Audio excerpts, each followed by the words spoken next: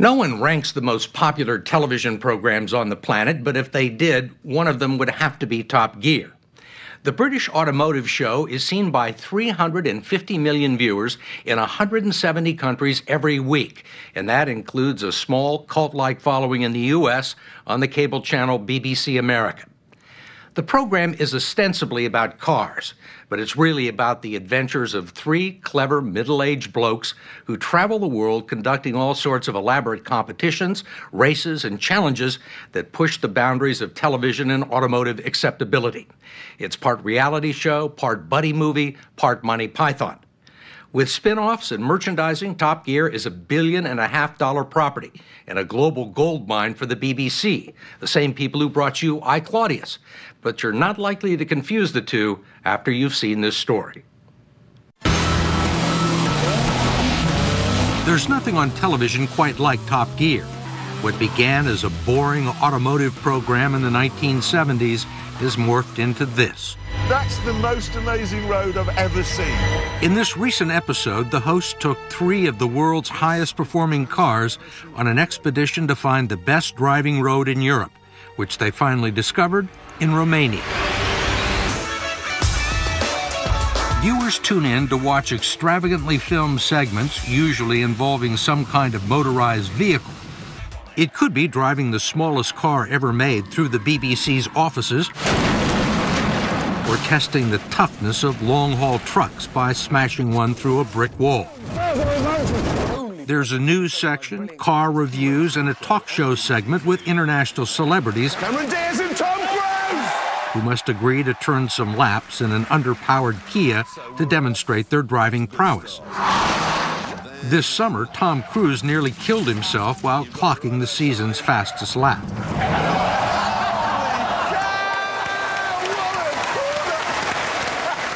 We asked the executive producer, Andy Willman, to try and define the show's appeal. It's a journey into the male mind, which I believe is a really potentially very funny place, because, let's face it, nothing happens there. The show's popularity has turned a trio of aging automotive journalists with schoolboy senses of humor into worldwide television stars. Now, I like the idea that us three are arbiters of taste. Yes, we are.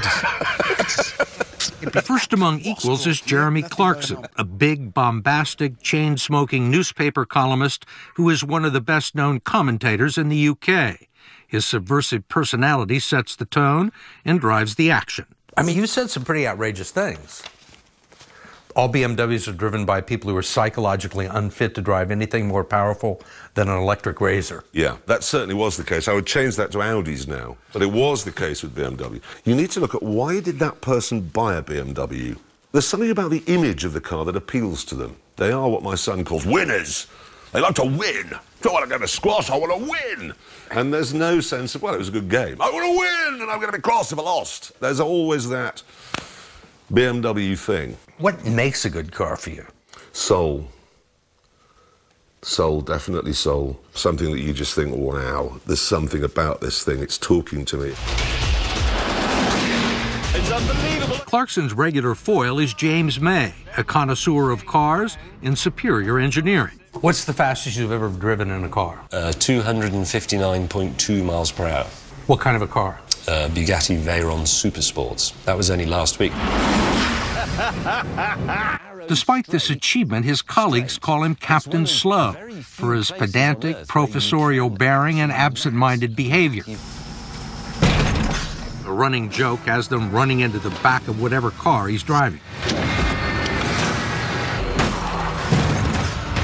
Sorry.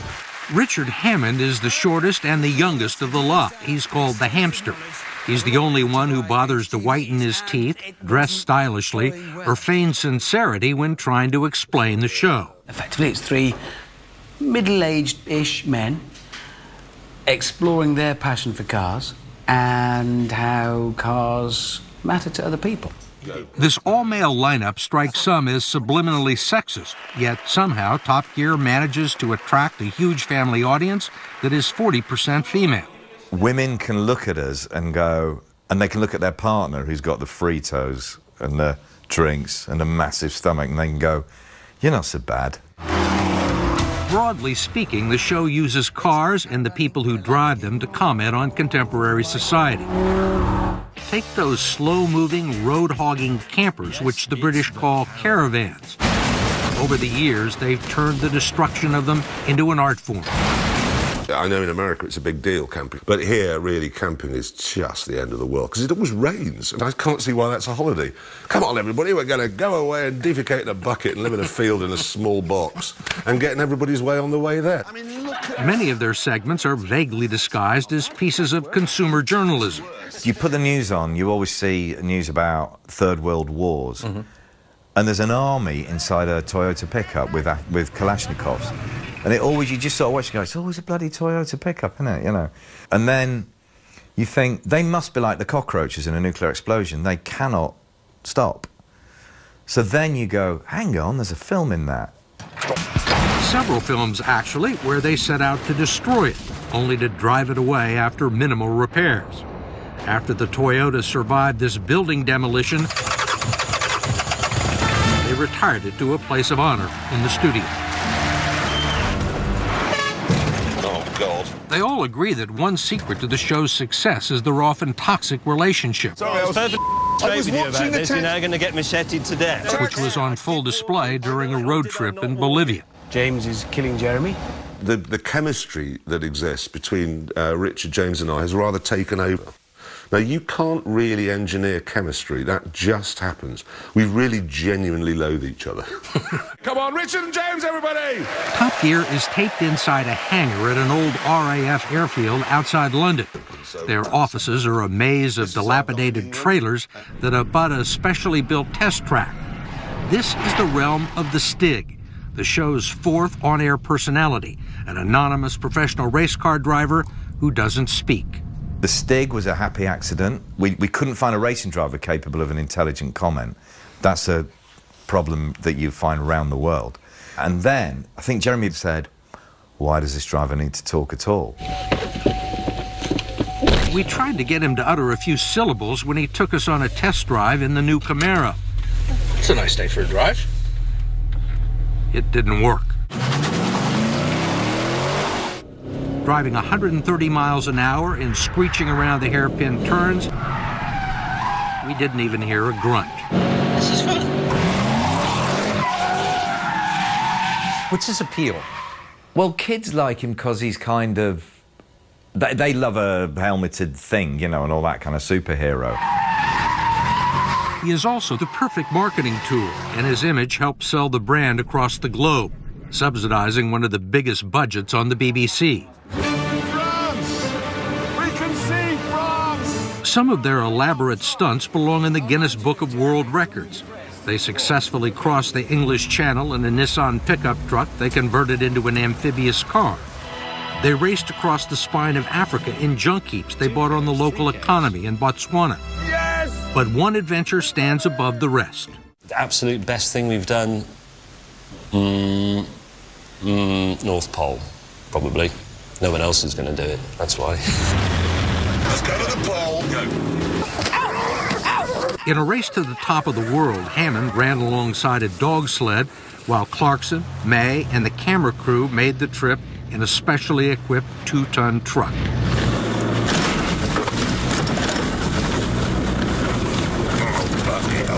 We were just driving along and you start to hear that creak. As the ice started to creak. If the car had gone through, we would have been finished. It's minus 60 degrees, minus 70 degrees. We'd have been dead within 2 or 3 minutes. That was a time where you think, oh, God, what am I doing here? They brought along gin and tonic to keep them warm. You've got gin! And ended up taking a lot of heat for drinking while driving. Well, you see, that's the thing. You use the word driving, but technically it's actually a frozen ocean, so it's sailing. And you can sail if you've had a few drinks. This was our argument, and again, the BBC just went, yeah, great. The show manages to careen into controversy almost every week, usually for something Clarkson said. He's offended everyone from the Prime Minister to truck drivers, who took offense at this characterization of their profession. It's a hard job. Change gear, change gear, change gear, check your mirrors, murder a prostitute, change gear, murder, check your... That's a lot of effort in a day. I mean, it's a weekly occurrence that somebody will complain, Top Gear was on last night, and it's just, you sit back and wait for the complaints. But if you start to pay attention to everybody's concerns, you end up with something bland and boring. So you sort of have to ignore everybody in order to do the show how we want to do it. The most consistent criticism from constables is that the show glorifies speed. It's so quick, it can destroy your entire face. What did Aldous Huxley say about speed? I forget. It was, speed is the only truly modern sensation. Speed is great. Speed works. Where would we be as a species without speed? You know, we'd still be eating mud. One of the most hair-raising adventures was in the U.S. They were each given $1,000 to buy a car in Miami and drive them to New Orleans. When they reached the Gulf Coast, the producers gave them a special challenge. OK, it says here we must not be shot or arrested as we drive across the proud state of Alabama, but that we will get bonus points if we can get one of the others shot or arrested. Clarkson came up with the idea of painting slogans on each other's cars that were designed to test the limits of Southern hospitality. So I was saying, well, what would really wind them up? I mean, I'm bi and man love rules okay and country and western music is rubbish and all of the other things, Hillary for president, that we wrote. Here we are, sweet home Alabama. We stopped at a gas station and a woman came out walking towards me and Jeremy. Now, are y'all gay, looking to see how long it takes to get beat up in a hick town? I'm not gay, I'm married. NASCAR sucks, country and western is rubbish. Guess what? You're in a hick town, man. We're gonna die now. I recognised straight away, coming from quite a rough northern town here, that it was ugly. It was going to become ugly. She said she was gonna get the boys. By then, pickup trucks full of people with guns were turning up and sort of milling around. And a massive guy in the middle of the forecourt had begun a countdown from 10, 9, 8. I don't know what he was going to do when he got to 1. He was operating at the very limit of his capacity, counting backwards from 10. But whatever was going to happen at 1 was going to be bad. So we ran. We just ran away. People really threw rocks at you. They really threw rocks at us. They pursued us in pickups. You didn't see all of it because the camera crew had to run away as well. And, yeah, actually, that's the most frightening and dangerous thing we've ever done.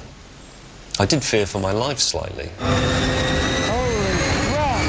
But the episode that had the critics screaming for its cancellation put Richard Hammond behind the wheel of a vampire jet car going 300 miles an hour. Then a tire blew.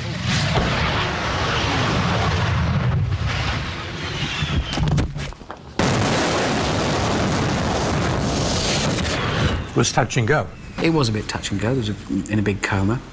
It was horrible for my wife and for my parents and my daughters. There was briefly a call for Top Gear must end, but that very quickly died away because I don't think there was the appetite for it from the public.